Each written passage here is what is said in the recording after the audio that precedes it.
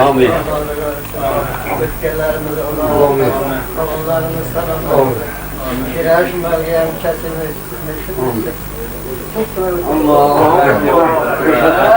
Şükür size. Geç var mı? Sağlar çıkıyor. Yani. Vop canım kile ki. Sen ne? Hey. Bol ver. Kana onu. Bismillah. Solkum bana lan bu. Buradan geleceğim mi? Vop canım ki çöl değil mi? Cemal'dan 10 kolum. Ne oldu Resul ama? Buyur buyur.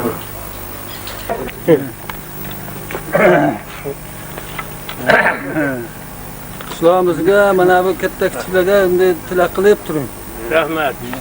Amin. Xudo yoqlig'ini hammamizga uzoq umr kamtarlik Amin. bolalarimizni esaqli insof bersin, topgan tuqqanlarga baraka olsin. Endi shu vaqtda tinchimas Rahmat. Hamma yonam bakıyorum.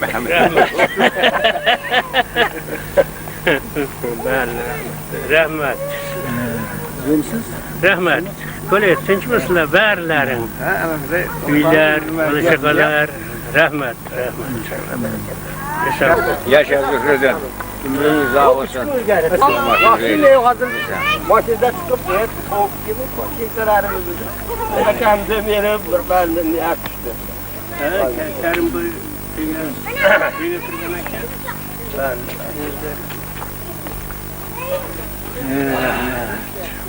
Akki bo'lavering endi. Dalisi ham semirib ketgan ekan dedi. Shepda Qo'qondan Nariyodan mehmonlar keldi. Birpas bola qilib o'tirib endi ketishdi. Ahlimiz bo'yicha, kishilarimiz bo'yicha, butun dunyo bo'yicha mo'minlar sog' salomat bo'lsin. Ularni ko'tarib, siz bilan bizlar ham ko'tarib, ayilmaysiz, sog' salomat. O'tganlarimizni Xudo rahmat qilsin, qolganlar salomat bo'lsin. Farzandlarim solih soliha bo'lib, farzandlarimning orzu havasini ko'ringlar. Hamisha yigit berim tarbiyat. Amin. Ancak qariyalarimiz ham kelasi yil olur. Hammalarına sağ selamat bo'lsinlar. Kelasi yil shu mahallarda hammalarimiz mana shu yerda o'tirib, dam olib, mana shu to'y chakamlar, hoy chakamlar, Sobir akamlar, hammalarini shu kunlarga yetkazsa Xudo nasib qilsin. Amin.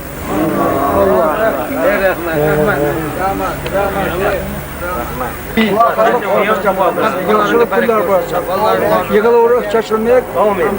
Allahu Ekber. Bokta hemen. İşte bu kıymet kıymet. Hadi kılıp vallahi. Gel. Şimdi dedim.